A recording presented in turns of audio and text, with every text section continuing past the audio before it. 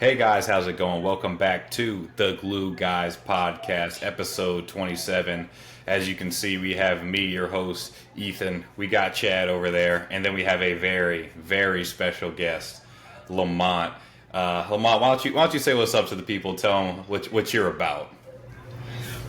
What's going on, everybody? First and foremost, appreciate Ethan and Chad for having me on the show today. Shout out to the Glue Guys.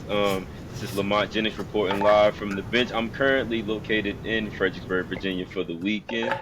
Currently living in North Carolina. Go Blue Devils. As you can see, they put BTA, that's spelled to ass, to Illinois in Madison Square Garden yesterday. And I was very happy about that. But no, man, but I just want to say I'm excited to be here today, and much love to you guys having me on the show. That's awesome. That's awesome. Chad, how are we feeling today? Lamont, I got to admit, we probably had our wars over the Duke-Carolina rivalry for the last decade. But I got to wave the white flag at this point. I just enjoy watching Duke play. They've got, the last 2 years, I've actually enjoyed watching them play more than any other team. So I'm almost conceding at this point. North Carolina are no good anymore, so that's part of it too. But other than that, I'm doing good. I'm feeling good. Happy to have Lamont on. As he said, his podcast, The Bench, also available on YouTube. So definitely check that out. After you finish checking this one out, of course. Yeah, I'm gonna make sure that when I post this, I'm gonna actually make sure to throw a link in the description. So I'm actually doing my job for once. So why don't we just get into it? We kind of wanted. We've been talking to Lamont for a couple weeks now, talking about when we should have him on, and I feel like now is the perfect time. It's after All-Star Weekend. NFL is completely out. NBA is kind of getting in that weird time where everyone's just kind of like looking for reasons to watch. It's like the playoff picture is kind of shaping up, but people are really just thinking, MVP race and who. Now we're finally starting to see who can actually win the title with the trade deadline passed. And this is kind of going to be interesting framing for the rest of the season. But before we move forward, I want to look back a little bit at the NBA All-Star Game. Lamont, I want to start with you, talking about the NBA culture currently. Now, obviously, there's a huge push from especially old heads talking about, they're soft now. This is why the All-Star Game sucks, whatever, da-da-da-da. But your question last week about whether there should be a 1v1 tournament in the NBA All-Star Game like there has been the WNBA, do you think that signifies a true culture issue, or do you think people are just overreacting, trying to find a narrative like they always are? For me personally, I believe it's a culture thing. It is. And and I've actually paid attention to the Unrivaled one-on-one tournament that took place, I believe it finished last weekend. I just want to say they did a very good job from start to finish. It was super competitive.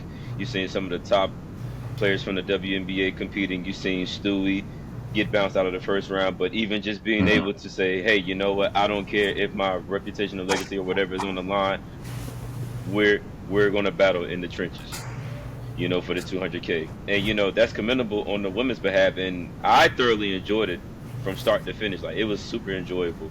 Now, do I wish that men in the NBA would do it? Absolutely. Do I believe they will?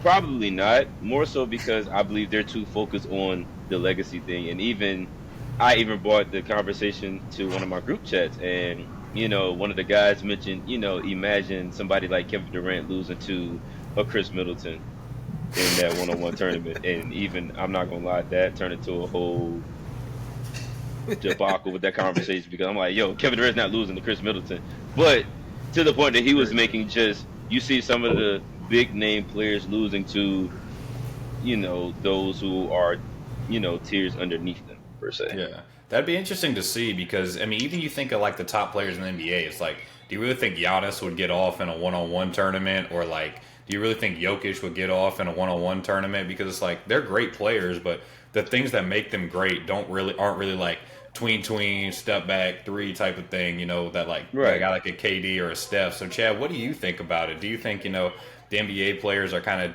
of thinking about their legacy too much, or do you think it's fair for them to just be like, I don't want to do that? Quickly to Lamont's point about the KD versus current Wizard Chris Middleton. Former Wizard Kyle Kuzma actually did have something insightful a couple of weeks ago when he said pretty much anyone in the NBA can go past a defender one-on-one 90% of the time. He said what separates the next level of guys is when they can do it against, two defenders or with two other guys kind of focused on him, waiting for that initial drive. And then how do you play off of that? So that kind of goes to your point about, I think there probably could be more upsets than people would think. Ethan, to your point, not every guy who's in the top 5 to 10, is automatically an awesome one-on-one player. You think of Kevin Durant, he's probably like the prototypical player from a size, skill, handle ability, shot the combination, and the fact that he can actually defend kind of any guy also would make him a huge favorite. But to Lamont's point, if we were to see it, I wouldn't be surprised if, Chris Middleton may be pushing it, but like maybe someone just above that, if they were able to knock him off, like a Jalen Williams, or something like that. Shout out to the OKC Thunder. But that's why guys don't want to do it, and because as soon as Kevin Durant loses to, let's just say Jalen Williams, Shaq and Charles are getting on TNT saying that KD doesn't want it, and saying that KD is that leads. It's like a jumping off point to then talk bad about someone's whole career. I mean, I know we celebrated that the NFL is over and we can focus on basketball, but after the Super Bowl, people were looking at Mahomes like, is he really that good? Is he a system quarterback? I go, this dude just lost a Super Bowl and a chance to have a three-peat, and you're asking how good he is. So I don't think any athlete in any sport is really trying to take... We call that LeBron syndrome, by the way. Getting pissed on for losing in the finals to a better team. That's called LeBron syndrome. Exactly, but these are all just the jumping off points now that people need, and now all of a sudden you need to fill 10 minutes of a TV segment, or 5 minutes of a podcast, so people are saying dumb stuff like that, and these guys just don't want to deal with it, and I can't entirely blame them, honestly. Yeah, I was thinking that same thing. I was like, if it was me, I would not be like wanting to run around and be like trying to defend myself on Twitter or Instagram or whatever. Because KD, as soon as he loses, he's going to fire off a tweet on the sideline talking about something I wasn't even going that hard. Y'all don't know basketball type of stuff. So, yeah, I just thought it was interesting because, I was a big proponent of the "we done with the '90s" discourse back when it was flowing around this time last year. So I wanted to hear your guys' perspective on it. But let's move on to the NBA going forward. Go on. Real quick though, Lamont, I do want to ask you. This was the first year of the new All-Star format, the 4 teams of 8, mini tournament or whatever. Give me your. How did you feel? How did you feel about? Let's just talk about the games first, like the actual games, which I know we could go on about the fact that they didn't last very long and it was barely any of the showing. But how did you feel about the actual basketball that was played in those games? I was actually bored as a fan watching it. I was very bored. No, seriously, I kid you not. I had the All-Star game streaming on my phone as I'm playing 2K at the same time.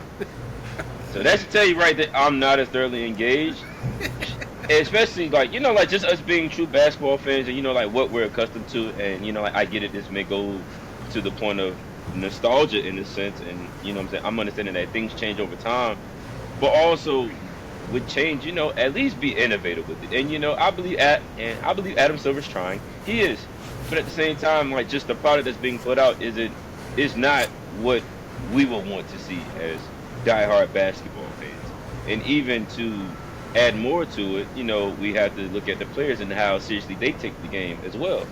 Because not even just thinking about the All-Star games itself, we're talking about All-Star weekend as a whole. You see CP3 trying to manipulate I believe it was the skills challenge, right? Yeah. Yep. So it's just one of those things where it's like, okay, well, if the players aren't going to take it seriously, then what makes them think us as fans we're going to sit and tune in? Yeah, well, it gets hard because people have been crapping all over Adam Silver for oh, he's ruined the league. But I'm like, I don't understand how you look at if you're Adam Silver, it'd be like, KD, can you please try hard in the All-Star game? LeBron, can you please actually tell us if you're not going to play in the All-Star game? Hey, what is he supposed to do? Take away their salary if they don't try hard in the All-Star game? And how are you blaming, him for a grown man not wanting to show up and try hard at work. Like, what sense does that make? I haven't understood any of that discourse about Adam Silver. Are there things he could do? Maybe. But people like crapping on the formats. Like, the only reason this happened is because no one has tried for the past 7, 8, 9 years in the All-Star game. And now it's like, oh, yeah, it's the format's fault that it sucked this year. And I'll even defend the format real quick, and then we can move on because we got better stuff to talk about for sure. But the challenge that Silver now faces is this. Okay, the players have established they do not want to play in this. So now the challenge for Silver is how can we get the most TV time while showing the least amount of basketball? That's why they're doing the stupid, Mr. Beast this and Kevin Hart, God bless him, but he's got enough money at this point. He just needs to sit down. I think Kevin Hart might have secret pictures of Adam Silver because that dude used to win a celebrity game MVP every year, and it's like everyone's giggling at him, and I'm like, bro, this is like, are we there yet comedy? And people are trying to tell me that he's like the funniest dude alive. Like, Kevin Hart, you had your time, bro. Just move on, go home. Like, get Dave Chappelle out there if you want to make me laugh, or at least get someone actually funny. Fair. Yeah. Fair enough. All right, but yeah, so we can go ahead and move on. But I think addressing All-Star Weekend first was because that's the negative part of the podcast, and now we'll get positive from here. Yeah, let's get excited. About teams that can win the title. Now we get to talk about me and Lamont's team, and Chad can hear us talk about them. All right, so. I first want to start off with a little. If you each could say in about maybe a paragraph, like 30 seconds, a title team looks like this, like without any individual players or anything like that. What does a title team in the year 2025 look like, Lamont, in like 30 seconds? Ooh. Okay, let me put on my coaching hat really quick. So. A championship team to me looks like, number one, you have to have a deep roster. You have to have your one or two superstars, and then you have to be surrounded by great role players who can knock down timely shots. Number three, the culture, and probably the culture is the biggest thing that you can have on any championship team. And number four, you have to have the leader as your coach. You have to. So yeah, that's very concise, and it's a couple. Already, I bet the listeners are already thinking of a couple of teams that's like, well, they fit that bill. Chad, would you add something to that, or say that something else is kind of key to that, either that we've seen in the past or that you're seeing for the future? One, I think the leadership part the leadership and culture part are probably the two most important things. So I'm right there with Lamont on that one. Also would say having at least two guys who can really score in isolation, can really score at a high level in isolation, and then having a team that can get timely stops on defense. I'm not saying you have to be a top 5 defense throughout the year, but a team that in clutch moments when you need to get a stop, when you're down 4 and you can't give up another basket, you need to make that stop. I remember that 2021 Bucks team, and everyone hates them as a team because they were probably they went through a pretty weak run to get to win the finals, to be quite honest. But they were a team that was able to get stops in that Phoenix series and the Hawks series and against the Nets. So, that was one of the things that made them a legitimate title team in my eyes. So yeah, defense and then the two scorers. That 2021 title might have been Chad's personal favorite because he would have had to concede a lot of stuff about Chris Paul if they would have won that final. So I know he was, as Booker had the ball on the elbow and he fumbles it to Drew Holiday, I know Chad's like on his couch like whipping a towel around. So I'm cheering for sure. So now that we have that template, not that this means much, but Basketball Reference actually has finals possibilities for 8 teams in the West. Some of them, even as far as Dallas in the standings, have like a 0.3% chance on Basketball Reference. But in the East, there's only 3 teams that have any finals odds, and that's obviously Boston, Cleveland, and then the Knicks had like a 1% chance or something. So that shows us a little bit of something of what the different roads can look like. But I had some teams that I thought, to me, look like the legitimate title contenders. If you were to say today, what are the teams that could make the finals and probably could win it? I would think Boston, Cleveland, OKC, and Denver are probably those 4 teams. Are there any teams you think deserve to be in that tier? Because there are other teams that I have that are like, could if things break their way. But as far as just in that tier of like, yeah, I could. If you told me this team's in the finals, I'm not shocked.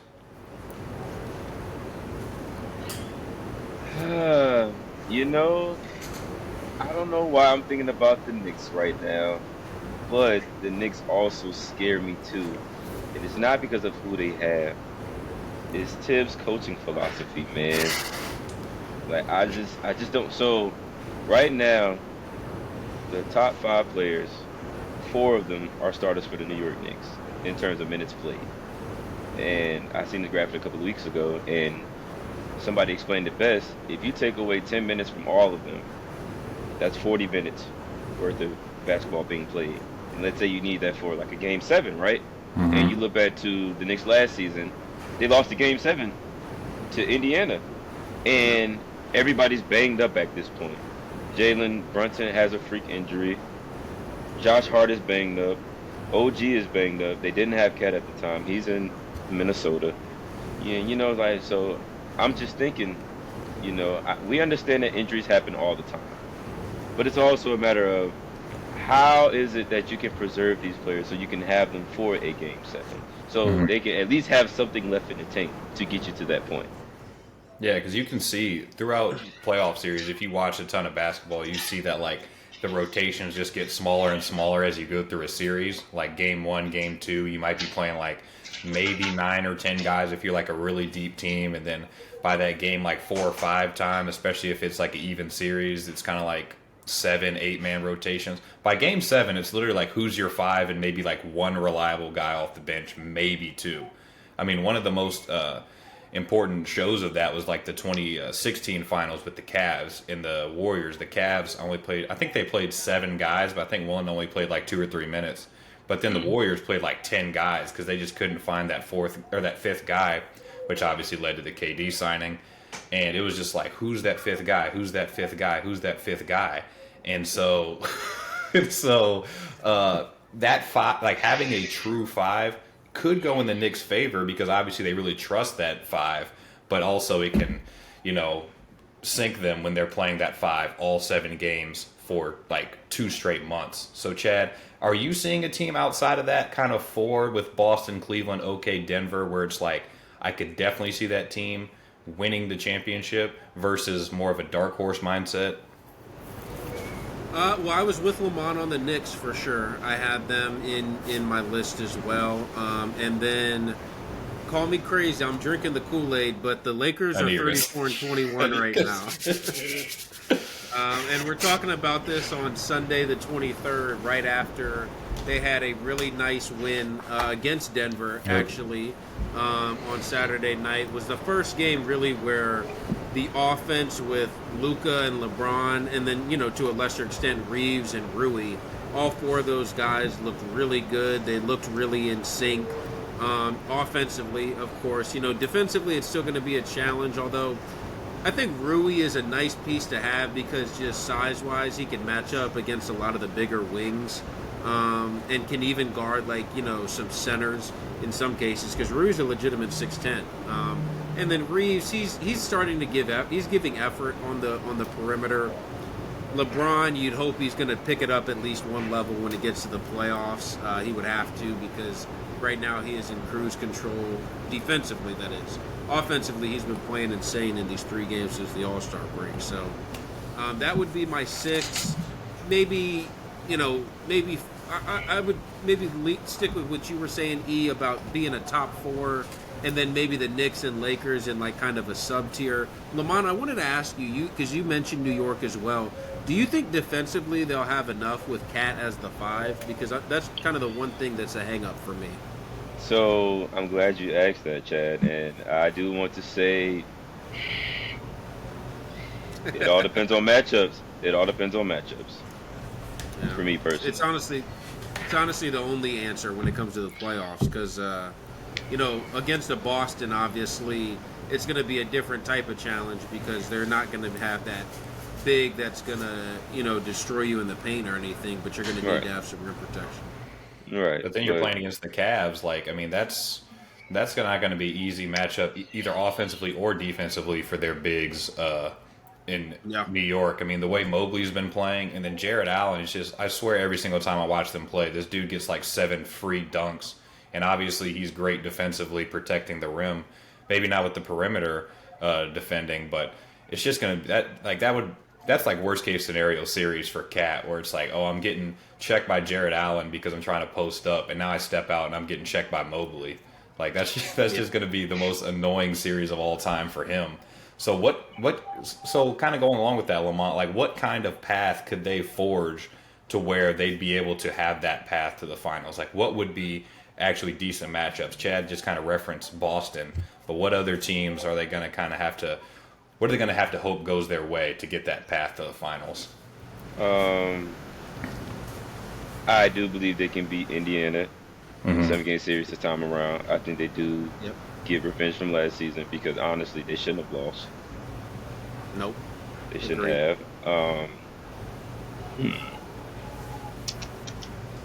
Milwaukee is an interesting matchup for New York too. And I know nobody has mentioned anything about the Bucks right now. The Bucks have kind of been flying under the radar, but even though with them losing Bobby Portis for I believe 25 games, which I think is the craziest thing in the world. That's a favorable matchup for New York now too, because you don't have to worry about him now. That's one less body you have to worry about. And honestly, but they got Kuzma though. Yeah, they do. But I think New York still takes care of business still. So it really, if I'm New York, the only team that I'm really worried about is Boston. Really, so not Cleveland. You'd pick them against Cleveland? I would. Wow. Okay, let's go. Can we go into that a bit? Because what is that more of a kind of based on the matchup they had last year, where obviously New York looked like the better team during large portions, or what's that based on for you? For me personally, I'm also looking at the backcourt for both teams. I trust Jalen Brunson and company more than I trust Donovan Mitchell and Darius Garland. To me, and Chad, I don't know if you remember, you did the show with me last year when Cleveland played Orlando in the postseason. Yeah, and that went to 7. And honestly, if Franz Wagner even shot at least 40 to 50%, Orlando upsets Cleveland and they move on to the next round. And that is a fair point, 100%. And it took for Donovan Mitchell to play lights out just for Cleveland to win that series. Yep.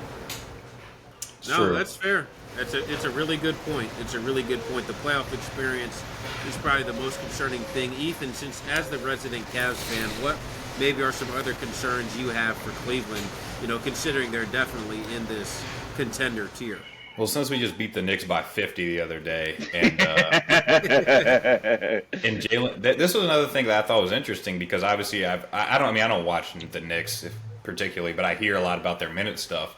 And we were literally up like 50 in like the end of the third quarter, and Brunson and Cat are still running like pick and rolls. I was like, what the hell is going on? Why are these dudes on the court?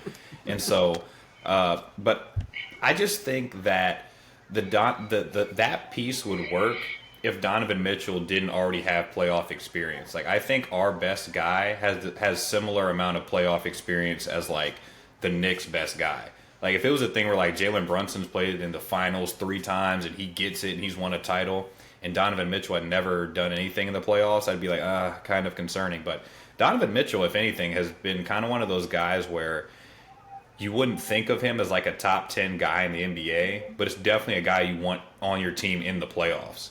Like, what he was doing with even just, like, Rudy way back a couple years ago, that was impressive stuff. And he's a guy, like you said, that can pull your team through playoff series alongside the ascension of Darius Garland as an elite guy, along the ascension of Evan Mobley, who's now finally starting to become not the level of this guy at his peak, but like that KG like figure where it's like he can push the ball in transition and defend really probably 4 or maybe even 5 positions on any given possession. And I just think that's super, super dangerous, especially if you're a team that's going to be relying solely on, 5 guys. I mean, shit. Ty Jerome, who's like, I could see Ty Jerome just being like, you know what, I'm hitting 30 tonight in game 5 in the Garden. Like, we have guys like that are just like, catch and shoot. We got catch and shoot guys. We got good defenders. And then we have a ton of different guys that can make play. I mean, DeAndre Hunter is like our, 4th best player, 5th best player, and he's still like a legitimate bucket getter. And like Chad said about the formula to win titles, it could be a time where we have like a 12-minute stretch where our whole offense in like game 6 is, here you go, DeAndre, go score. And he's a guy that can do that. By the way, E, I do want to say that's a very good pickup for you guys getting DeAndre Hunter. A very good pickup, actually. Yeah, I was a little bit skeptical of it, but at the price point for what he is, especially, it's been really, really impressive so far, especially. Yeah, health-wise, I think is the concern for him, but like when he's on the court, I think he fits in perfectly as the 5th guy in that group, and I think he'll eventually replace Strus's minutes for the most part, just because he gives them a little bit more of that defensive presence and a lot of the same shot making. But Mobley, man, I tell you, I've been a fan of his since his rookie, or really since he was in college coming into the draft. He's finally started to take that step as far as the aggression on offense. Mm-hmm. Like he's started to, and you even saw it in that Knicks game, where he's starting to, not only post guys up, but like really post guys up with the presence where he's attacking them. And if he doesn't make the first shot, he's grabbing the offensive rebound and then he's just dunking it. He's not, messing around. Like he was the big who would fade away from contact so much, especially, like that's one of my vivid memories of him in that Orlando series. In that Game 7 specifically, he faded away on like 3 post-ups on a shorter guy, and it's like that you just can't do that. So he's taking that next step. Mitchell, I'm kind of there with like, the Mitchell Brunson argument is interesting because that was kind of a choice New York kind of had, right? Where they could have had either guy.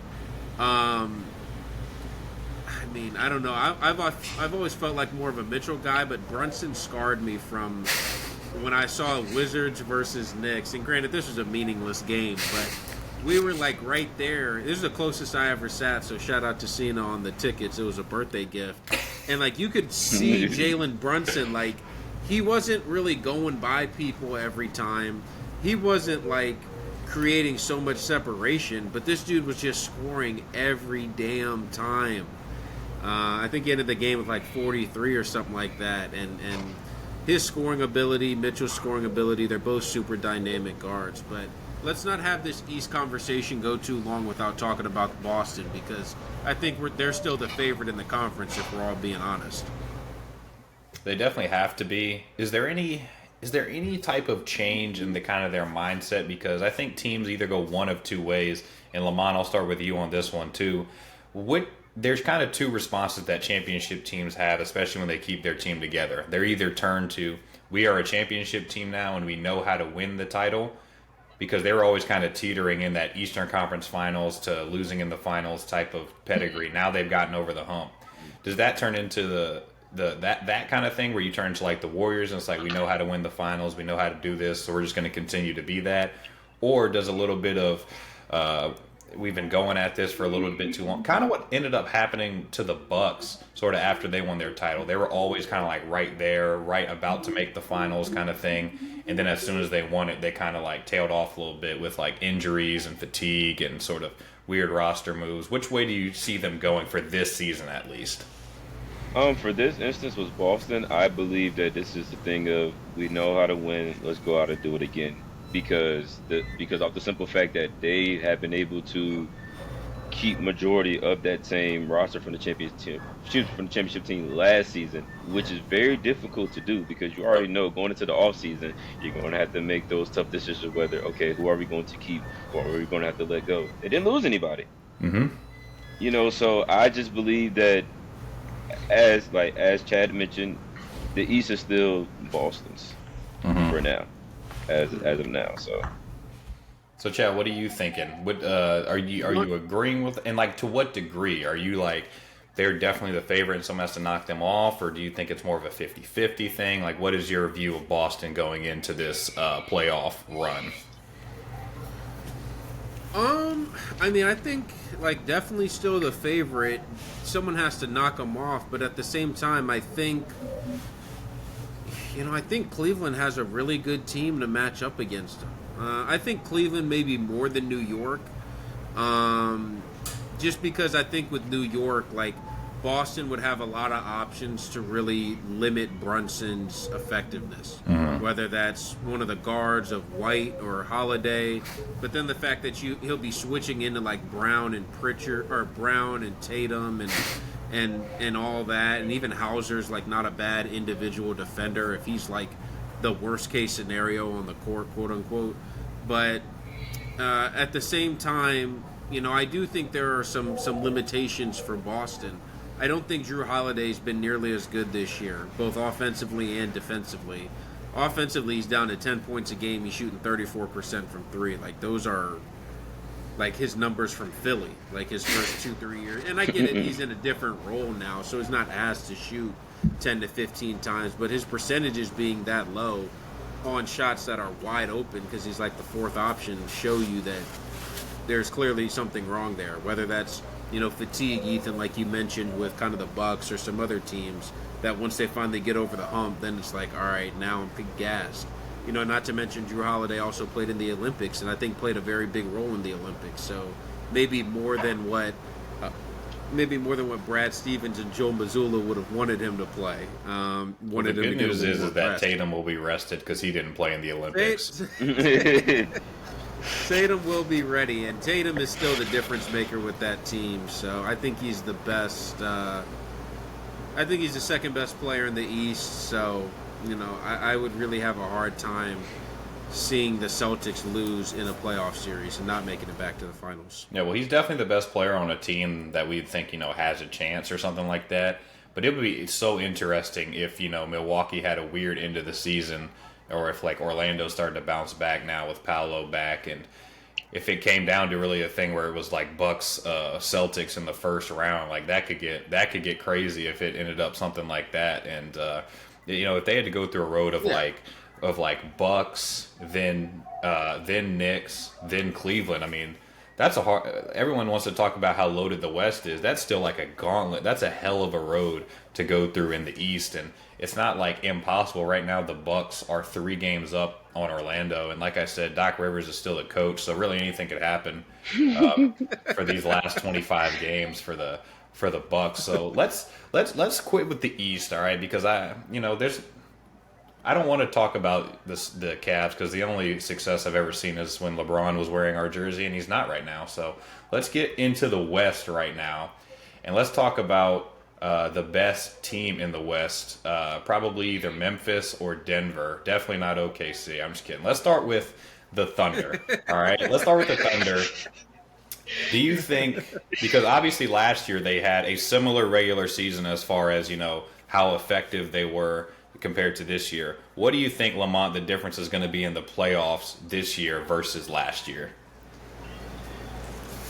So we do have extra bodies now with the signings of Isaiah Hartenstein and Alex Caruso, and all of the surrounding pieces around SGA. You have J-Dub, who's now an all-star. Chet should be healthy now. We're starting to get healthy at the right time. Now, my only question is this. Outside of SGA, who's going to be that consistent second scorer, third scorer for us in the postseason? Because if you guys looked at the series against Dallas last season, it was SGA. Chet did his thing, but you really didn't hear too much from J-Dub. So, who's going to be that third scoring option for us? Who's going to be that third consistent scoring piece for us? And that'll be the difference maker for us, especially going into the postseason and expecting to make a deep postseason run this season. Yeah, the thing with you guys, Lamont, that I think is just, outrageous is how good you are defensively. I mean, the defense was already good, last year, and funnily enough, even in the tanking years, you guys were still like middle of the pack in defense when you had like G leaguers playing 30 minutes a game for you. But this year, especially, like you highlighted the Hartenstein and Caruso pickups, and Caruso hasn't really neither one of those guys has played a ton because they've both dealt with some injuries. Right. But when you see that whole group together with Chet, and you see Hartenstein and Chet playing together defensively, it's just, I mean, it's crazy. It's crazy. But yeah, the J-Dub thing is obviously the number one concern. SGA, I know we're going to talk about this in a later segment, so I don't want to spoil it, but SGA is the MVP of the NBA right now. He's been the best player. Offensively, like in isolation, I think he might be the hardest guy to stop right now. Like he just, as far as one-on-one scoring, he might be number one right now in the whole NBA. So that's an insane weapon. But can be nullified if you don't get that second guy, whether it be J-Dub or Chet. Yeah, right. I was going to bring up SGA when we talked about that one-on-one tournament, but I don't know if there was going to be free throws in it or not, so I didn't really know what his effectiveness was going to be in that tournament. I know you're not tired of hearing that narrative yet, Lamont, so I wanted to bring it up. So, I mean, you as a fan, obviously, you're a fan of the number one team. Like, who do you really look at in the West and be like, maybe I don't want to – I mean, maybe you're not afraid of anyone, but who is like, I don't want to play that team in the playoffs? So the first team that comes to mind is the Los Angeles Lakers. And the reason why I say this is because you look at all of that playoff experience over there, and you compared it to the playoff experience in OKC. Now, granted, we do have one player who has had a deep postseason run in Alex Caruso, who was on that 2020 LA Lakers championship team in the bubble. And even though I know people say, oh, the Lakers won the championship in the bubble, blah, blah, blah, that's probably one of the toughest championships to win, in my personal opinion. Oh, yeah. It is. You're right. Because you're right. That's why. Absolutely. But we won't go down that rabbit hole with the boat. But I look at the Lakers as a threat because you still have LeBron. I don't care how old he is. He could be 50 years old, and he's playing lights out offensively right now. And we all know he's going to turn it up an extra gear in the postseason. You have Luka Doncic, and with the whole narrative about him being 270 pounds. So be it. He's probably still a top five. Well, not even probably. He's a top five player still. Top three, depending on who you want to talk to. And then you have great wing defenders in our hometown hero, and Dorian Finney-Smith. Shout out, of course, from Virginia, IC Northam alum. Not me, but him. You have you have Dorian Finney-Smith, and you have Vando over there too, and you have Austin Reeves, who is coming into his own as that third consistent scorer now. And then you have Rui too, who's doing his thing. So I don't want to see LA. Personally. Like I don't. Now if you would have kept clear on Golden State, I would have said Golden State too, but even they're an interesting team too, because with them signing Jimmy Butler, and I actually just did an episode with Zoe from The Last Word, shout out to my boy Alonzo Smith. He asked me if Golden State actually had a chance to get into the playoffs. And I said that, they could be a play-in team, for sure. They could maybe sneak in because you do have Steph and Dre still, who have that championship pedigree. You have Jimmy Butler now, who's had heroic moments in the playoffs. So, I'm not going to put anything past them. But my biggest threat to me is that LA Lakers team. Yeah, definitely. Most important Chad, question. Go on. No, I was going to say, most important question about the Lakers. I've watched Luka his last two games. So they played Charlotte, I think the first game back. They were at home. And then he sat out the Portland game, and then they played last night against Denver. Do you guys think a white guy has ever looked good in the Lakers yellow jersey? I knew you were going to say that. He honestly looked like a walking tub of butter in that game against Charlotte. And then like 3 days later, I'm seeing him in the purple. I'm like, is he slimmer now? Like, so I don't know. The jerseys don't do him justice in LA for the white guys. When Caruso was running around headband, bald white head, and the yellow Lakers jersey, that was a rough look. Like that was kind of bottom tier style. If he was hooping in some Spizikes, that's the only way he probably could have looked worse than what he looked like. But I think that'll honestly make Luka play better because I think he's going to look in the mirror right before tip off and be like, God damn, I got to go out there and drop 35 now because I look horrible in this white tee, in the yellow jersey. So you kind of talked about, the teams that maybe you're scared of, Lamont. Chad, who are you looking at in the West to be like, because we kind of brought up the Warriors, but like who's a team that people might not think, we haven't even mentioned the 2 seed. We haven't even mentioned the Memphis Grizzlies. I know you're Desmond Bane's biggest fan, so why don't you talk to us a little bit about them and what threat they might be able to pose in the playoffs? You're reading my mind because I had Memphis as my dark horse in the West. Mm-hmm. I think one of the huge things that they have is the defense. They're 7th in defense right now. They do a really good job. Taylor Jenkins does a good job of coaching them to apply the on-ball pressure that I think it's very OKC-like, honestly, in the way that they attack the point defensively. And then they have those 3 scoring options, like what you said. Obviously, Bane could go for 60 if he wanted to. He just doesn't want to. Jaren Jackson Jr., who I think, Lamont, I think you can speak to this, but his offensive game has just gotten better and better and better, especially this season. He's like their best player, I think so. And then Ja, who I'm a bit nervous about just because he's been inconsistent this year, both in his performances and in his availability. So that's kind of maybe the thing that holds me up from putting them in true contender status. But, Lamont talked about the depth and how that's a necessity in the playoffs. True. You want to talk about depth, Memphis has it about as well as any team in the West outside of OKC. So Memphis is almost just like an OKC light all the way around. So they might honestly fall into the camp kind of that we've seen with other teams to where they're actually so deep to the point where that's kind of their downfall, where they kind of don't have like that one or those 2 guys, kind of like what Lamont's formula was talking about earlier, where it's like sometimes in the playoffs, and we saw this, as great as those, motion offenses were with like the Warriors and stuff like that, the times that they were really at their peak, at their greatest, was when it was just like Steph out there doing his thing, or just throwing the ball to KD in the finals and just letting him do his thing, or, a lot of times, if your team is just so focused on a system and so focused on, maybe 8 or 9 guys playing well, sometimes that can be the downfall of a team in the playoffs. Do you think that could be a potential issue for them, that they don't have other than your boy Bane, a real guy that they can just throw it to in like every situation and be like, hey, it's 85-85 in the 4th quarter because it's been ugly in this game 7. You got to go score. Like, what does that look like for the Memphis Grizzlies? Lamont, what do you think? Because I think, what do you think their crunch time offense is looking like in the postseason?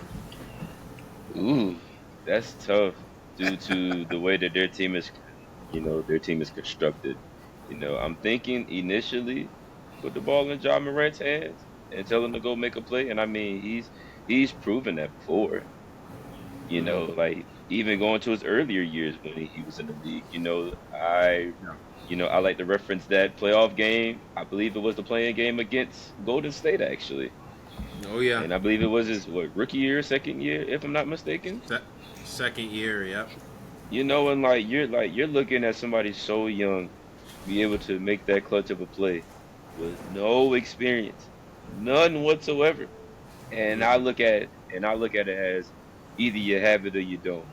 And at that moment, I said, okay, Ja Morant, you're on to something. You're going to be good for a while. And, to the point of, but going back to what it would look like their crunch time offense, I believe you're going to put the ball in Ja Morant's hands. Simply. Okay. Fair enough. Like you said, can't argue with the results up to this point. He's electric. I just hope he's on the floor every single game for him in the playoffs. Because he hasn't been so far.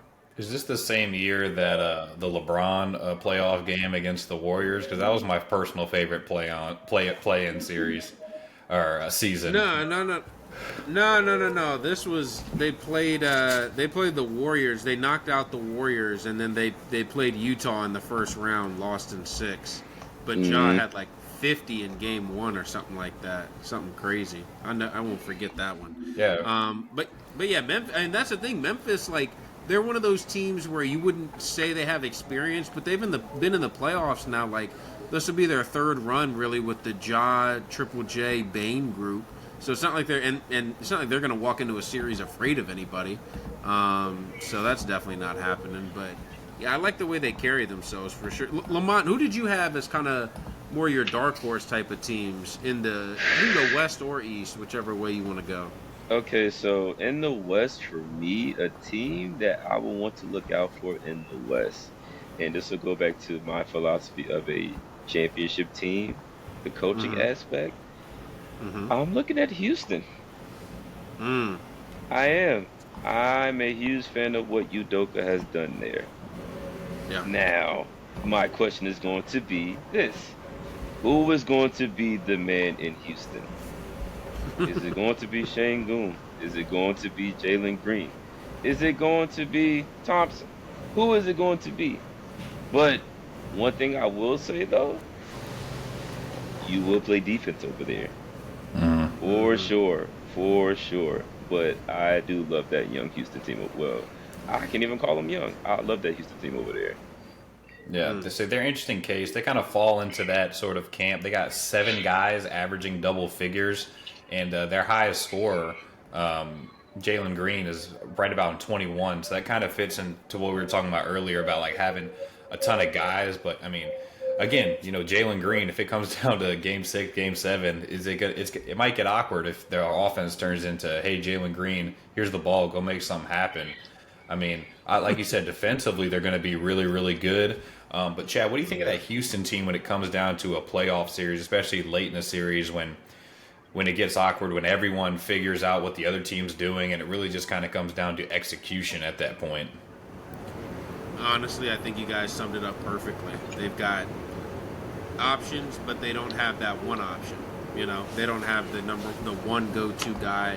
For as much as we like Jalen Green, and I think he's been dynamic, and he was dynamic in that Houston-Minnesota game the other night that was really exciting to watch. I just don't think they have that one guy who's going to be consistent enough. They're playing Fred VanVleet, a max. He's their crunch time. He's been their crunch time offense in some of the games where he's been healthy. It has not worked to much success, so I hope they change that. As soon as I said Fred VanVleet, Lamont started laughing, so I knew that was a bad sign. I like Fred VanVleet though, man. He's an NBA champion. He's just not meant to be running the crunch time offense for a playoff team. Not at all. Not at all. Maybe as a third option. Yeah, maybe. But he was in Toronto. Cool. But he was in Toronto. Well, I'm in on Houston because they're keeping the corpse of Jeff Green alive. So I appreciate them for that. Every time that same Knicks game I was telling y'all about against Cleveland, when I saw Tristan Thompson's ass check in and like get real post ups, I was like, Jesus, what year is this?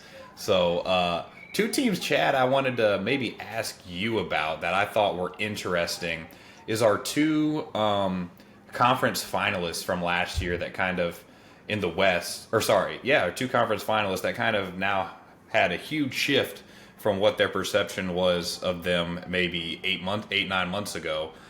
Dallas and Minnesota. What are we kind of thinking about those 2 teams? Because they're 2 teams that have, obviously Dallas has been in the headlines for that huge trade that they've made. Then Minnesota still have a guy in Anthony Edwards who was kind of getting thrown into like top 7, top 8 players in the league conversations by the end of last season. And so what are we kind of expecting from those 2 teams? Anything? Or are we, again, do they fit in that dark horse category? Or are they going to be kind of a non-factor when it actually comes down to 7-game series? I'm going to speak on Minnesota. After that, I want Lamont's thoughts on I Dallas. do too after that reaction to the yeah, to the exactly. trade. But for Minnesota, for me, they're the team to keep an eye on the second half of the season. They 9-5 in their last 14 doesn't sound like a great record, but they've been looking much better offensively, and the offenses look smoother, it's look more consistent, and defensively, they've always kind of been in and around that top 5, which, look, as much criticism as we can have for Rudy, Rudy is going to pretty much be a walking top 5 defense as long as he's really good, and he's still really good defensively, although he's fallen off a bit. Randall, I just thought the Randall edition would be better. I really thought it would be smoother. Like how we were talking about needing that second offensive creator, Minnesota really didn't have that last year when they made the conference finals. I mean, yeah, you can say Cat, but he's just not dynamic enough as a ball handler to really be that guy, in my opinion. Right. Where I thought Randall was a bit more dynamic as a ball handler, but one, he's been shooting like shit this year. I mean, he's like 30. There's no other way to put it. He's like 31% from 3 on like 5 attempts a game. So that kind of limits the rest of his game. But Ant, like, I just love Ant, man. Like, honestly, Ant is sick. He's averaging 35 a game in February. Like, he's just playing in that. He's playing in that way, like how the good moments of Kobe, like the peak, and I'm not saying he's Kobe Bryant, but the peak moments of Kobe where it was just pissed off from opening tip-off and like was just ready to kill people. I think that's how Ant's kind of been playing the last month or so. So, I mean, obviously the highest of praises for me. That's why I think Minnesota is probably not a team you want to see. Like if you're a Houston or even a Memphis, on the less experienced side, I don't think you want to see Minnesota in a first round. But that's just me. I don't know. Lamont, let's talk about Dallas because you clearly have some thoughts. Oh, man. So, can I talk about the trade really quick first? Yeah, go for absolutely. it. Okay, great. Absolutely. So, I was actually in Dallas when that trade went down. So, How'd you make it back? I don't know, man. I still don't know. But when I seen the notification pop up on Twitter, I said, no way, this has to be. No, this is fake. It has to be. And I look at it again. Oh shit, it's real. The most all-time moment in the history of basketball Twitter is Shams following up that tweet of the trade with, "No, I was not hacked." That was the all-time #1 moment in Twitter history. I said, yo, and I stopped. And everybody, I kid you not, wearing Dave & Buster's. And everybody's looking at me like, yo, are you good? I'm like, yo, Luka just got traded. Had to step outside for a second. For Anthony Davis. Now, mind you, I'm surrounded by Lakers fans. I'm surrounded by all types of basketball fans. And everybody's looking at me like, you're lying. I kid you not. I showed them the phone. And Sham said, I was not hacked. And I just seen everybody's facial expressions. Like, it just, I'll never forget it. But, to actually talk about Dallas, the Mavs, Anthony Davis is hurt. Currently. Surprise. Surprise.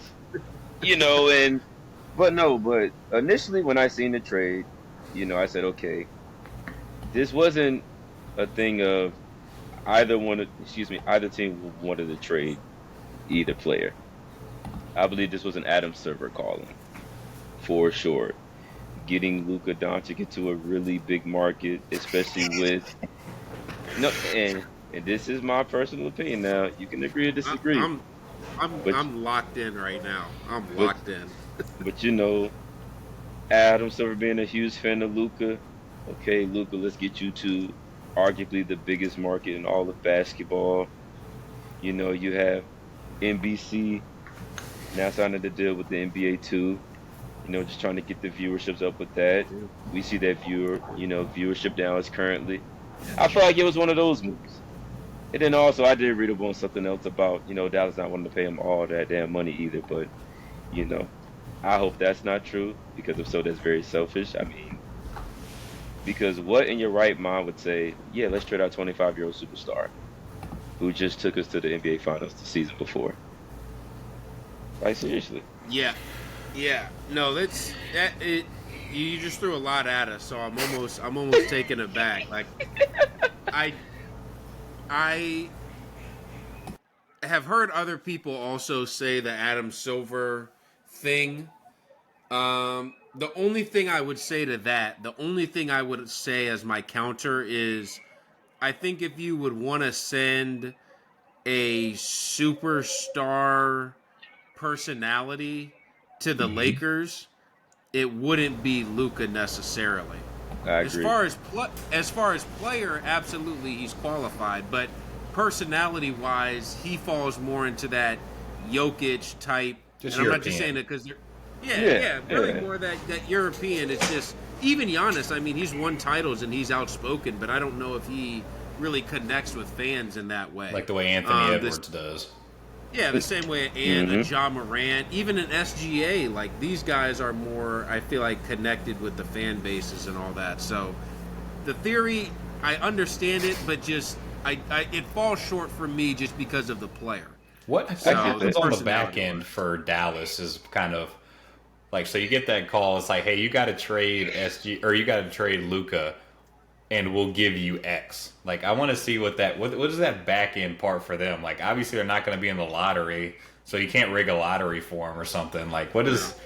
Is it a big free agent signing with them this year or something? Maybe. Maybe. Maybe, but I do want to say one thing. Prayers up to Nico Harrison, man. Prayers up, man. Because I know Dallas was off with him still. And Oh my especially now God! with Anthony Davis being hurt. Yeah, if I'm a diehard Dallas Mavericks fan, yes, I'm knocking on his door. Nico, how It, could you do such a thing? it's impressive for there to be a GM in the city of Dallas that is hated more than Jerry Jones. Which is So very that's impressive. surprising. That's exactly where Nico is number one in the power rankings. You don't want to be number one in. Yeah. So it's crazy. They don't even It's have crazy. flexibility over the next couple of years either. Like, they have Klay No. Thompson for 2 more years after this season. Kyrie's got a Yep. player option coming up, so I guess he's like the first big money guy to really come up as Yeah, far as and free the thing is, agency. the part that's crazy, and I think Bobby Mark making this point, I thought it was a great point, is Kyrie now has all the leverage in the world in Dallas because they traded away Luka. There's no way in hell you can let Kyrie leave as well, because allegedly you did this trade because AD and Kyrie timeline wise and all that stuff and defense and all the. But there's no way you can let Kyrie leave. So now all of a sudden, if you're Dallas, you have to pay, a 4-year, 5-year max even to Kyrie, a guy who I'll admit, since he's been in Dallas, has been very good and very effective. But in the years prior to that, I don't know if you would classify him as the most consistent personality or player in the NBA. Is that fair to say, E? That's definitely fair to say. I mean, he went to the finals like 3 straight years with us, and then was like, "Yeah, I'm out." So, and then even the way Boston ended for him, the whole literally the entire Nets experience for him. I mean, it's really been ever since 2017. Last season was really the only season that you could really say has been normal for him. So, I mean, if you're him, you're actually like jumping up, and him and his agent are probably jumping up and down right now because, like you said. If you're him, you go, hey, don't give me the max. Cool, I'll walk, and then that's when you get the Lamont people knocking on your door theory. If you're Nico Harrison, it's like, so not only did you trade, I mean, honestly, if you're talking peak, maybe our best, like a player with the best peak in our franchise's history. Obviously, I know Dirk, like the way he was able to extend that over like a 20 years time span and win a title. But, I mean, as far as what he was when he got traded, I mean, he was definitely on course to probably even best Dirk in that sense. And you traded that away for half a season of Kyrie playing by himself because AD was hurt. That is going to be a tough sell if you're anyone associated with the Mavs. So, kind of getting on to player value. All right, let's talk about the thing that actually hasn't been that big of a story this year because of all the NBA is soft narrative has kind of taken over everything. But the Yeah. MVP race, I so SGA, as Chad kind of alluded to earlier, is kind of the front runner for that. The other guys being Jokic and Giannis. I actually was doing some pretty heavy research on this earlier. Giannis is listed in italics in the MVP race right now because he is actually not on course to play 65 games. He'll probably have to play I think he has to play all but 2 or 3 games for the rest of the season in order to be eligible. So that might get a little bit dicey. If you're him, I feel like with 5 games left, if it looks like you're definitely not going to win it, then you shut it down. So you can be like, oh man, I wasn't eligible. That's how I couldn't win it. SGA, Chad, do you think there's really any other argument for other people when you combine his production with also the narrative of what MVP is, and just knowing people aren't going to be like, oh yeah, Jokic, he's going to win it again? Yeah, I think we've hit this point where, if we're being honest, even Lamont would say if you had one basketball game tomorrow night and you could pick any one player, you would pick Jokic for your team. I think he's the best player, no doubt.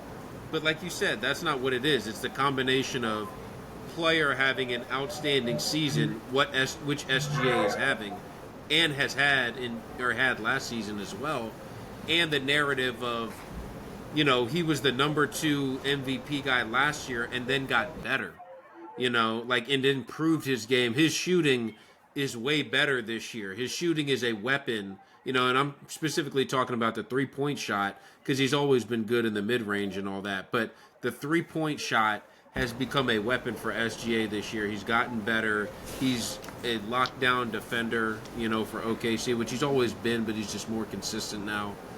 As he says, his whole life is consistent, so that's how he's able to stay consistent.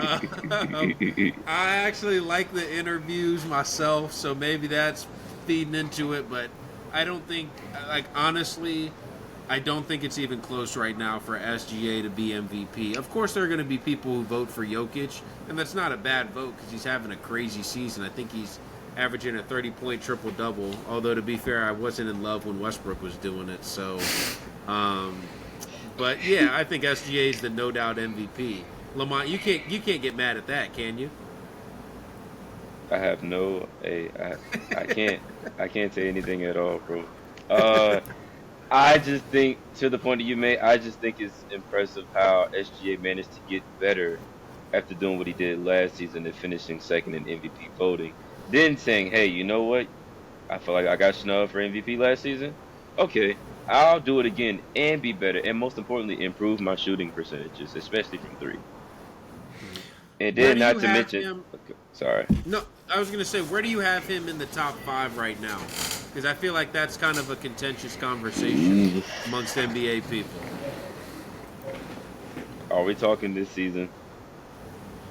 No, if I just say, hey Lamont, what's your top 5? I'm not putting any parameters on it, no instruction, nothing. This is your activity. Oof. He's definitely in my top 5 for sure. He's between 3 to 5 for me. Mm-hmm. He's between 3 to 5 with Jokic and Giannis. Being 1 and 2, you're saying? Yeah. Okay. I can't throw Embiid in there anymore because I can't say the last time I've seen him consistently play basketball, man. And as dominant as I expected him to be, I mean, yeah, when he plays, cool, but it's the phrase when he plays. It's not consistent.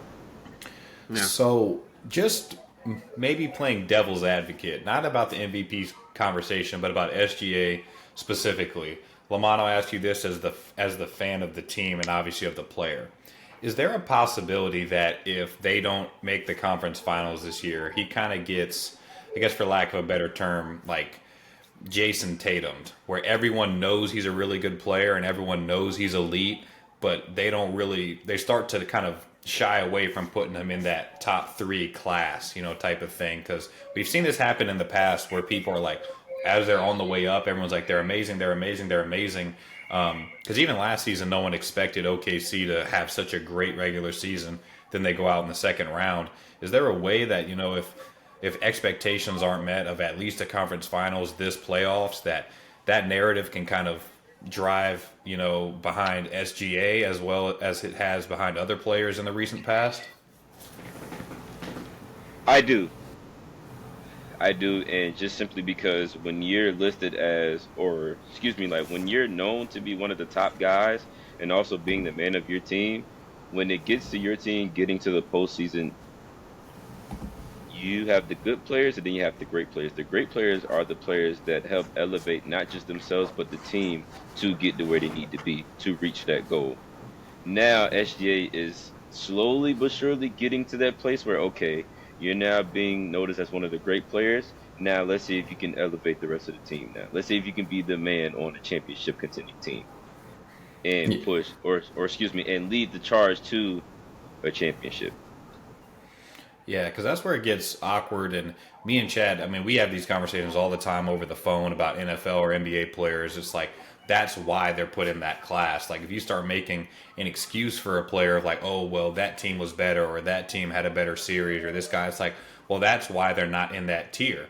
And that's why where it gets hard with guys like, your Jason Tatums, your Anthony Edwards, that they're really, really good players, but they're not quite in that final tier because they haven't shown the ability to consistently just be like, oh, we won this series because we have this dude. LeBron has constantly done that throughout his career. Curry constantly done throughout his career. KD, especially when he was in OKC, was doing it series after series. It's just like, well, they have KD, so they're going to win.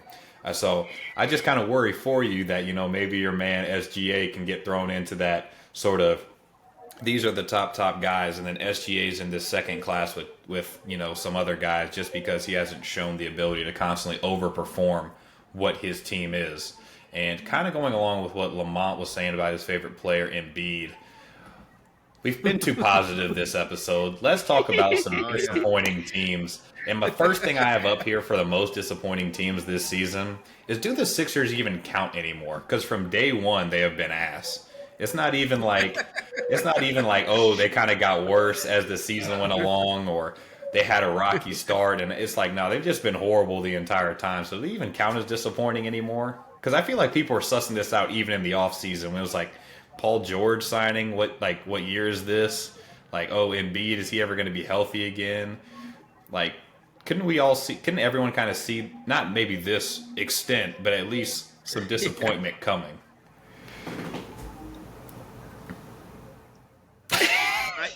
I mean, look, the over-under before the season for them, the preseason win total, and I know this isn't everything, but kind of shows the idea of what the expectations are.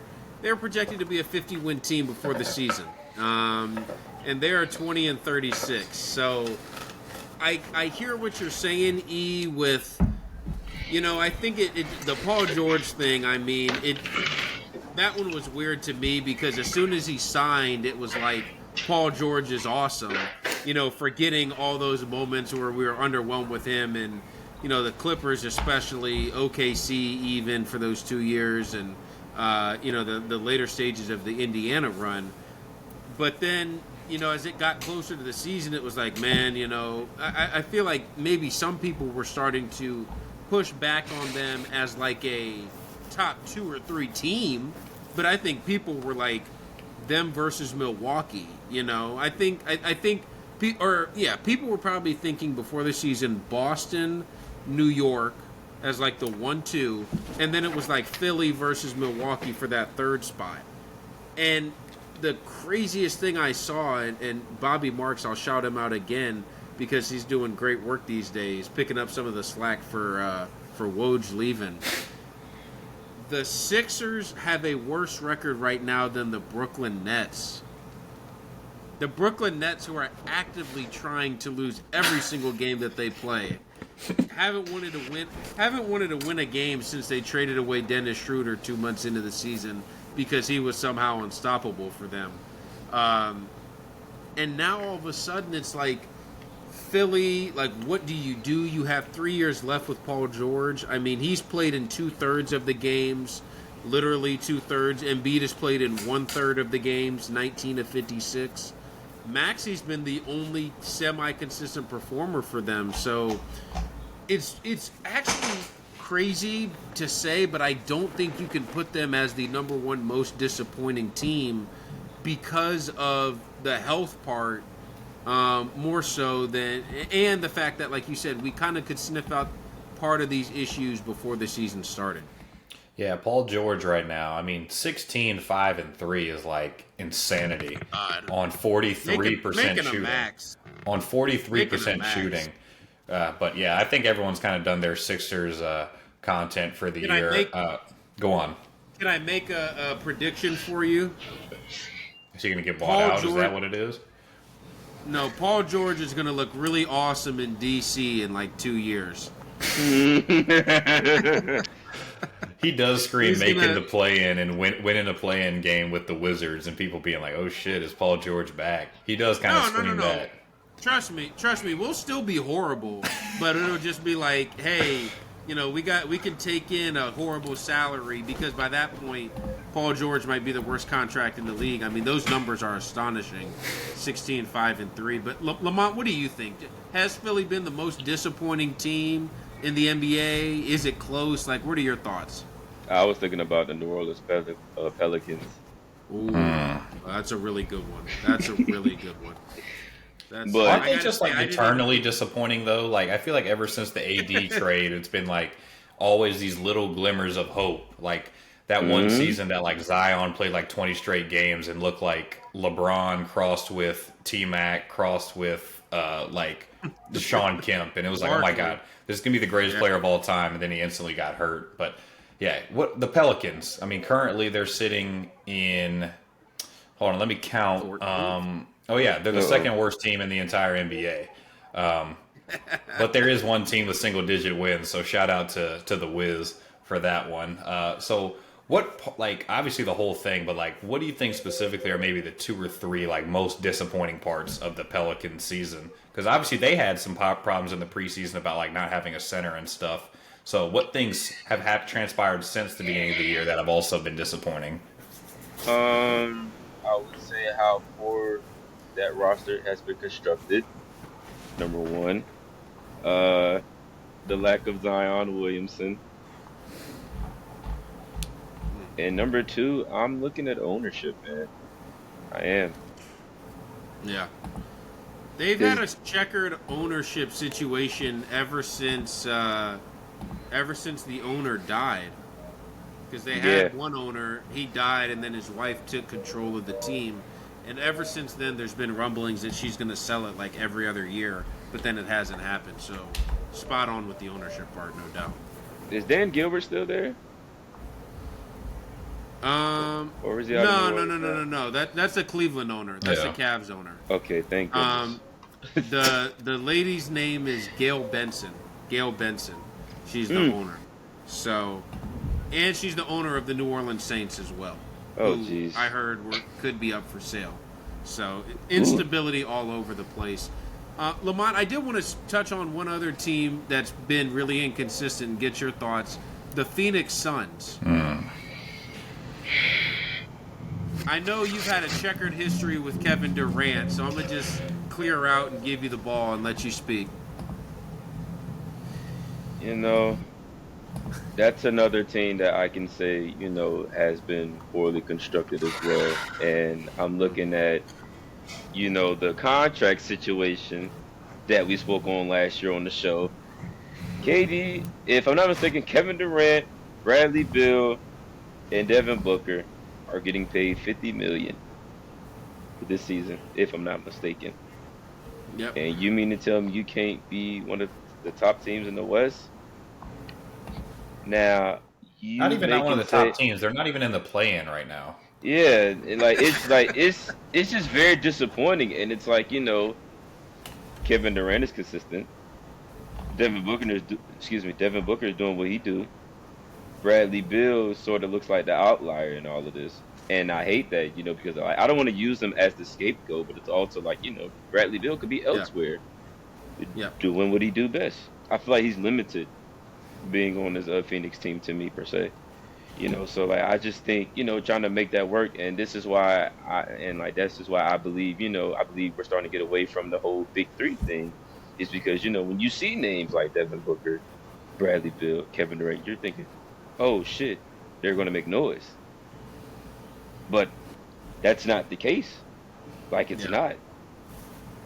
Yeah. So I just think, and I don't want to spoil it, but I do believe one of the three players that I mentioned will be leaving, possibly being traded. Ooh. All right.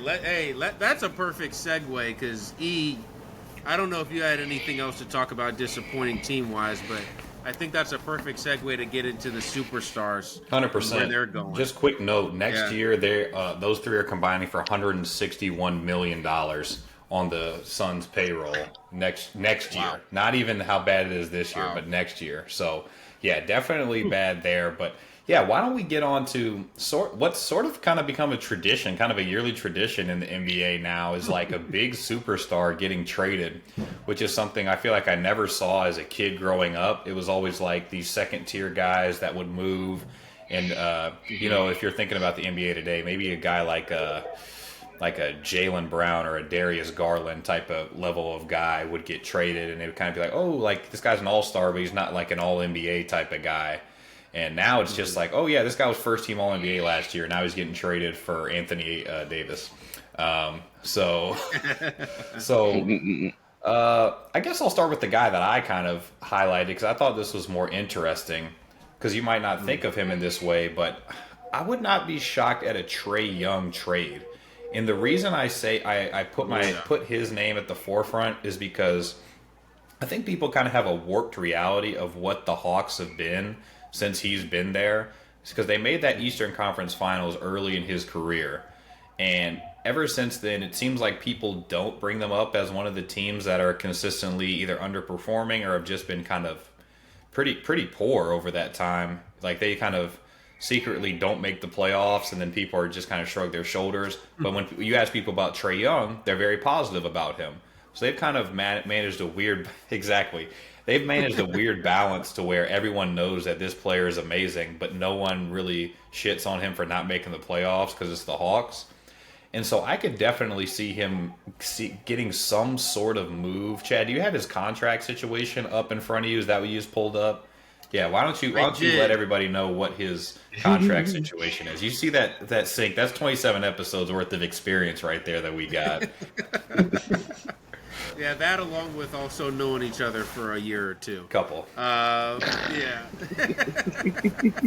But he has, 25-26, he's under contract, full guarantee for $45.9 million. Whew. Jeez. Not bad, but obviously that's less than all the Phoenix guys. It's true. And then he has a player option in 26-27 for $48.9 million. And I think that's where things get dicey because he is also eligible for the Supermax this offseason. It was triggered with when he made All-NBA third team in 21-22, I believe. No. That triggered him to be on the Supermax that he's on, or the max that he's on now. He would be eligible for a new 5-year extension after this season. And that's where it gets to that point, the crossroads for the Hawks, where it's like, hey, is this guy going to be the face of the franchise for 10 years? Or is this going to be a guy that we don't know if we can build around? Because, you're right, outside of the one conference finals year, there's been a lot of disappointing / early just exits for them. I think it's two other, one time I think they made the play-in, and then, of course, they also lost to Boston in the playoffs twice, which, look, it's not a shame to lose to Boston, who's been the best team in the East for the past couple of years, but still. So I think Trae Young is a perfect name to talk about. I just don't know. I think the question that's difficult, and I know it's hard. Yeah, it's like what team is dying to trade for a 6'1" point guard who's a super liability on defense, but you also have to give the ball to, the whole game. That's the New York Knicks. Yeah, okay. No, I'm not saying as a destination. I'm saying Jalen Brunson, like that sort of, especially when he's playing around good guys. I mean, if we think of who are the elite teams in the, I mean, even if we just think of who are the elite teams without an elite point guard, that's not real. Those teams don't really exist anymore. Yeah, the point guard position is so important. You're absolutely right. I mean, Denver. Yeah, for but they Murray? got Murray. So yeah, well, I think Denver would.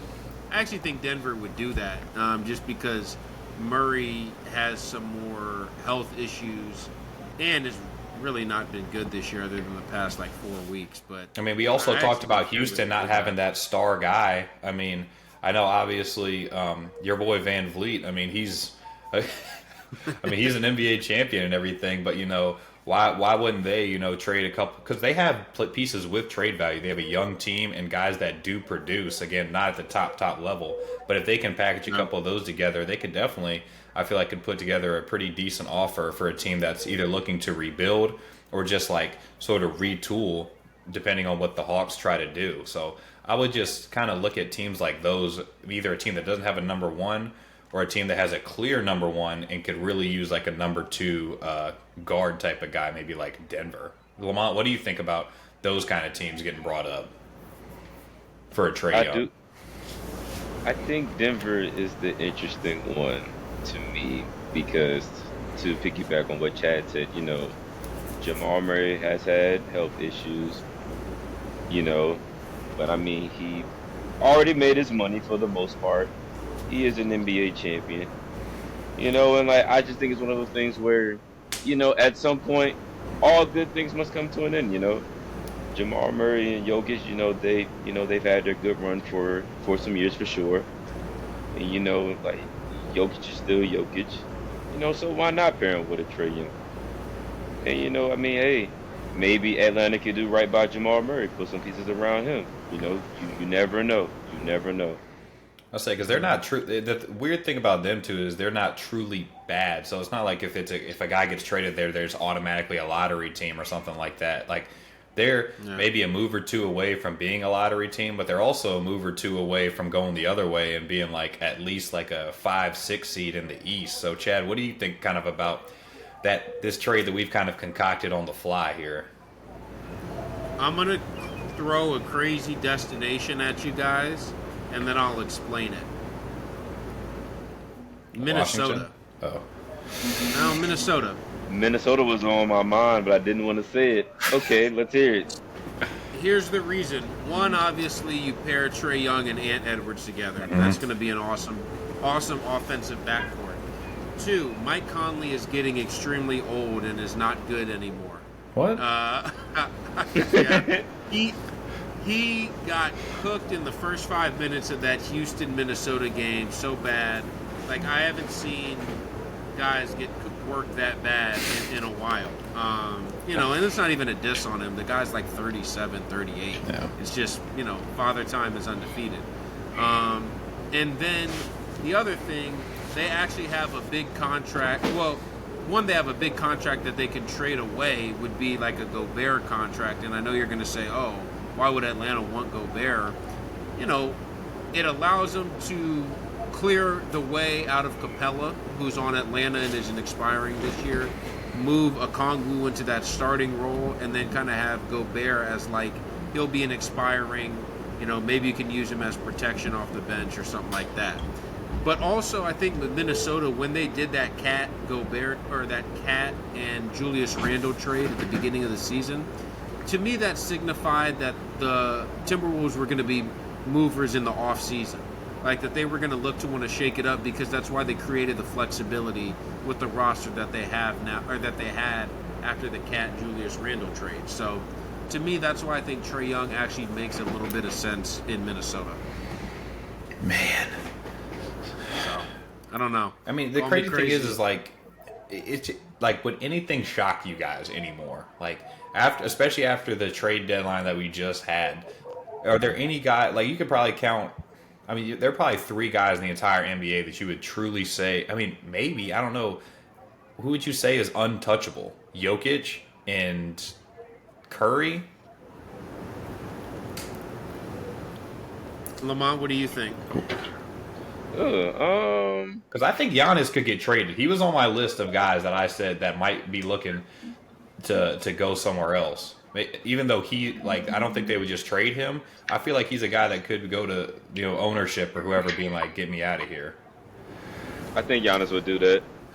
Yeah, so I think Giannis would too. So how many guys are like truly untradeable at this point? Maybe 2? Maybe 3. I mean, Wemby definitely. By the way, prayers up to Wemby, get better for soon. sure, and also prayers up to Greg Popovich as well. Yes, absolutely. Not even on the basketball standpoint, but just like personal, real life. Like just thinking. We've seen Greg Popovich our whole lives, and just seeing like where things have turned for him. It's just unfortunate, man. Like some things are bigger than basketball. So definitely prayers out to both of those guys. Yeah, it'll be interesting for Popovich. I know he signed that 5-year contract extension when Wemby first got drafted. It was kind of at that time where people thought he was probably going to start taking a step back from the coaching thing altogether, and then he signed that obviously to align himself with Wemby, which I think was awesome at the time. But like you said, Lamont, at this point, it's just you got to be focused on more than just basketball. So for sure, I'm happy. I hope he gets the full recovery and everything that he needs. But going back to some more guys, Giannis I think is another guy. Lamont, you guys hit on it. I think that's one where if they have a disappointing playoffs, then you really are going to have to look at it like first round exit for sure. I think Giannis is on another team. Another guy, Lamont, you kind of highlighted it when talking about the Phoenix situation. You said one of those 3 guys could be on the move. Who would you think would be on the move? Because honestly, it's between KD and Booker. Because Beal's not going anywhere. Ooh, okay. So you actually threw me for a curveball with mentioning Devin Booker because I actually wasn't going to say him. But I do think Devin Booker should have a chance to go play elsewhere. He's been in Phoenix his whole career. I feel like you need to go somewhere where you can actually go be, not the man, but you can be a really good 2 for somebody. Or, just depending on how the roster is constructed, you could be a 1 for somebody. But, I think, again, like I mentioned with the whole Jokic and Jamal Murray thing, all good things must come to an end at some point. At some point, change can be good. And I think in this instance for Devin Booker, change could be a really good thing. Like, I know his name has been speculated and, possibly being moved from Phoenix for some years now. So I just think, why not this upcoming offseason? And I think the reason why Booker makes maybe a little bit more sense than KD, Ethan, is I think Booker just gets you more in a trade right now than KD, who's going into the last year of his deal and is going to be 38 next season. Do you think that might incentivize Phoenix to move him, though? Like to get something for him? Rather than, I'm kind of just spitballing here. Like I haven't really put too much thought in it because KD obviously has shown the capacity to want to move. So if you're thinking, KD's not going to re-sign with us anyway, let's at least get something for him. Do you think that might play a part in it too? Like, do you think this whole big 3 could be like gone within the next 12 months? Booker and KD, to where they just start from scratch. Yes. I think that's 100% a possibility. I don't think moving KD restricts you from moving Booker. Because while I agree with you that it would make more sense to be like, hey, get what we can for KD at this point. We know he's going to leave. To me, that's still not enough to be like, all right, now we got one trade asset that's really good and a bunch of salary for Kevin Durant. Now we can go rebuild this team. That's not going to be it. Like, I think it's more of a teardown, but the scary thing about the teardown is they don't have any draft picks. Yeah. Like Phoenix straight up doesn't have any draft picks. They traded them all to Brooklyn in that crazy deal to get Durant in the first place. But And then, of course, all their second rounders are coming our way to Washington. But that's what I'm saying though. Like, if you're Phoenix and you're already an 11 seed with KD, I don't understand what the value of him is to you. Even if he's a great player, even if he's putting a couple more asses in seats, like, I don't understand what is like. Oh, well, we can't trade KD because we're not getting enough back. It's like, what? So you don't go from an 11 seed to a 13 seed? Like, what is the holdup? And honestly, I would think maybe all three of them could be, because if Booker goes and KD goes, then no matter what trade offer comes in for Brad Beal, I mean, he'd have to think about waiving that no move clause, because it's like, why the hell am I married to Phoenix if I'm just sitting here winning 8 games a year when I could be doing something else? No, I'm sorry. Like, I don't think anyone's coming in for him, but I'm just saying, like, if he's a part of a package, maybe for something else from another team. Beal stayed in Washington when we were horrible for 2 years just to make sure he would get that 5-year supermax and then get to pick where he got traded to. So it's not even an indictment on Beal. Like, I just think he's given us evidence that he's cool playing on teams that aren't good if it's going to help make sense for him financially. And if he likes living in Phoenix, his family likes living in Phoenix, that's kind of that personal side of the game that we don't really think about, I guess, as much. But Beal would have to actively be like, all right, I don't like living in Phoenix anymore. And I just don't think that that's going to be happening anytime soon, because anyone that plays in Phoenix loves it as a city. So unless he becomes just like the most hated guy in the city, pulls a Nico Harrison or something, then I don't see Beal really pushing to get out of Phoenix anytime soon. That's true. Lamont, what are you thinking about this whole Phoenix situation? Because that's what this has kind of turned into. Do you think, like, 1, 2, all 3 of these guys could be gone by, July of 2026? I believe at least 2 of them can be gone. Now, if all 3 of them are gone, I wouldn't be surprised either. Yeah, because I don't even know. Like Chad was saying, like, I don't even know what that Beal deal looks like. I feel like he'd have to be in a package to, like, with one of the other 2 guys, or else why the hell is someone trading for Bradley Beal? I'm about to say, Chad, I do want to ask you: does Bradley Beal have that no trade clause? Yep, it carries with him, or carried over with him when he came to Phoenix. I'm not gonna lie, man. Whoever is Bradley Beal's agent, shout out to you, man. Mark Bartelstein. That's good. It's kind of a Wizards tradition, though, for, like, I mean, you had the Mahinmi contract, you had the Martell Webster contract, you guys had the Gilbert Arenas contract.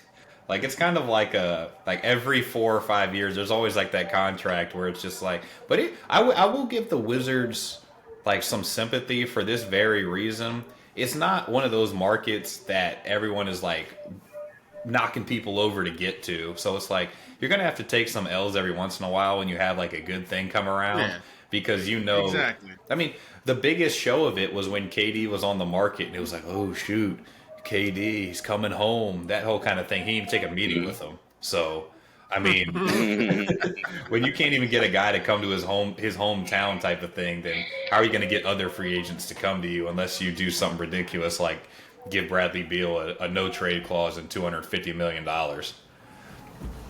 Yeah, it's tough. It's tough. But we're here to talk about the NBA, so we don't need to talk about the Wizards. That's a G League team this year. So is there any other maybe big moves that either of you were kind of thinking like maybe could happen, or you can kind of see over the horizon? Maybe a guy that hasn't moved, like KD has moved a ton. So maybe a new guy that has been on a team for a while that could maybe be making a step away from that team, either through free agency or through a trade maybe in the next 12 months.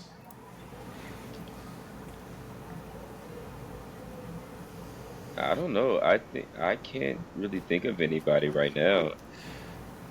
2 guys real quickly I'll mention. One, Embiid. He's almost in that Beal category to me, though, where it's like, how do you even trade for him? Just because he's not healthy. He just does not play basketball. So that's scary. And he's owed a whole bunch of money because he just signed a 3-year, $182 million Supermax extension last summer. What about Embiid for Zion? Like, who loses that trade? Zion. Just Zion himself. I think no, I actually think New Orleans loses because their medical staff is famously terrible, and then they're bringing in like the biggest injury risk in the history of the NBA.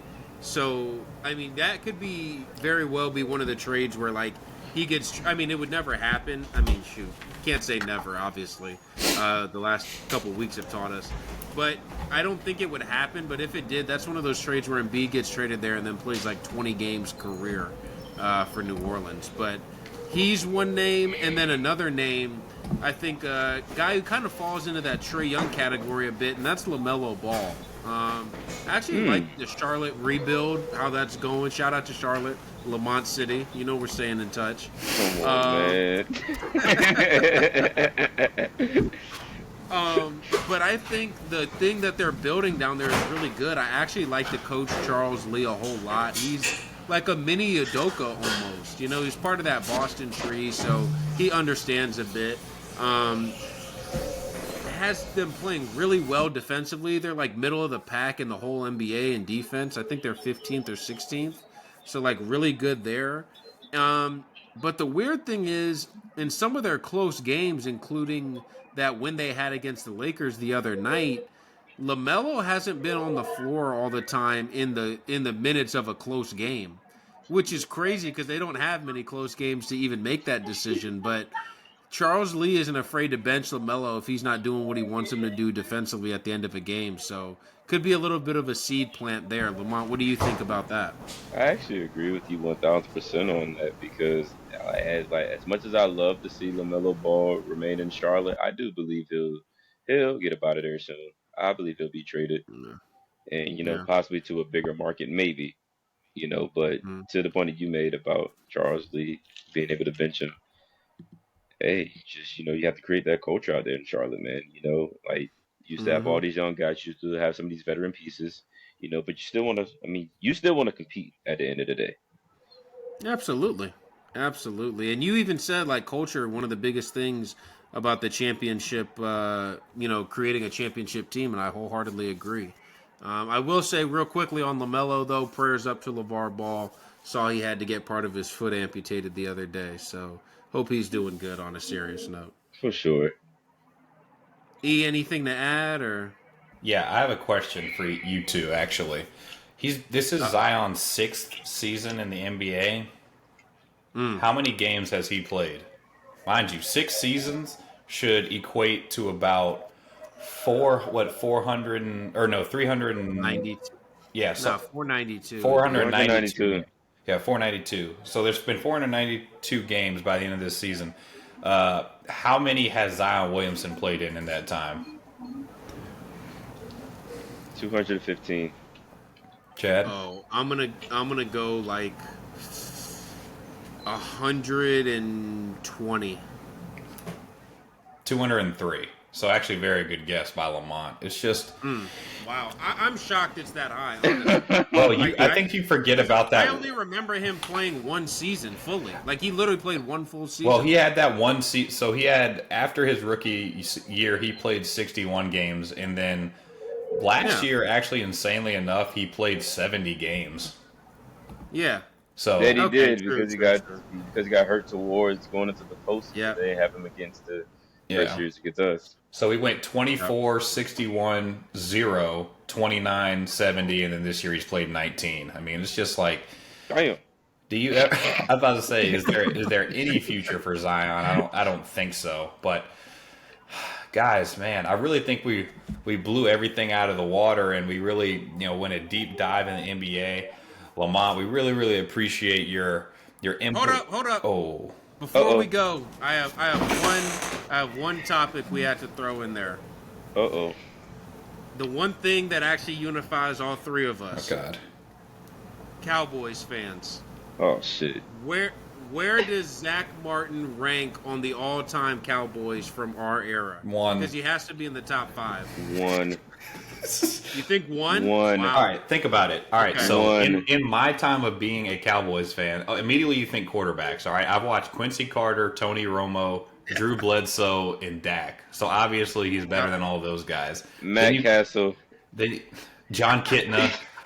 John Kidner. Mark Sanchez that one season for a couple of games. So automatically he's better than all those guys. I mean, like, in all seriousness, the only guys I really think that are, like, close are, like, kind of in that top tier, insanely enough, are, like, Dez, Zeke for those prime seasons, maybe, like, I mean, I would want to put in a guy like Sean Lee, but this dude was hurt all the time.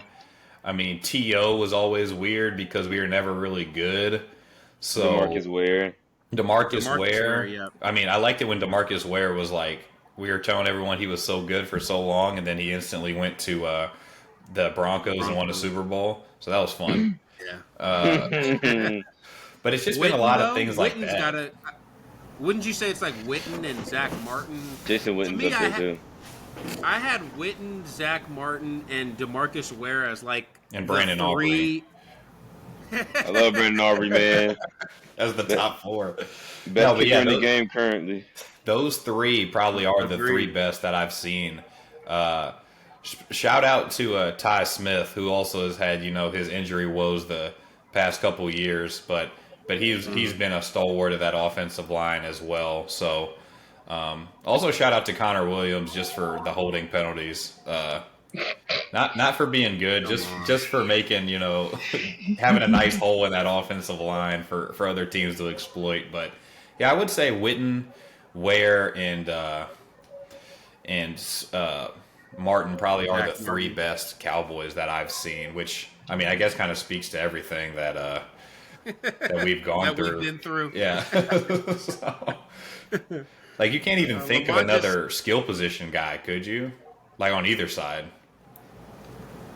No. Just straight really. Up, no. That one season of Trevon Diggs. Yeah, I mean, look, Micah's like 2 good years away from sneaking into the top 5 somehow. So, it's crazy. I just hope we don't do the dumb thing and trade him. But if Dallas were to, we would get a lot for him. Hopefully, we will get a lot for him. And hopefully, Jerry Jones is like, you know what, we're going to trade you for some BS and we get nothing in return. I'm kind of the other way, just because I feel like we've been so married to players that we haven't accomplished anything with. I'm actually the other way, where I'm just like, you know what, I'm down to trade anybody, because for so long we were like, man, we got to keep Zeke, we got to keep Dak, we got to keep this guy, we got to keep. It's like, for what reason? Like, I love Micah. Don't get me wrong, he's a fantastic player, but why do we have to keep anyone when we went 7-10?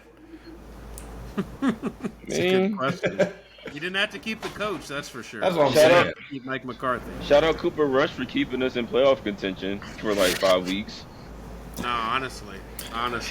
But all right, I didn't mean to turn the podcast back negative, but I just had to get the Cowboys segment in there. Nah, I like that. So yeah, obviously Lamont, big shout getting out. I talked to Chad before or getting on. I talked to Chad, for weeks upon weeks. I'm like, dude, I've never met this Lamont Jennings guy, but he is retweeting all of reposting all of our stuff on TikTok. He's showing big love. So I was actually really, really excited to get you on, and for the listeners, this is literally the first time I've ever talked to Lamont ever in my life, so this is like a great experience for me as well. So really, really exciting. Why don't you give just a little plug for your podcast that, again, I'm going to put a link for in the description before we head out.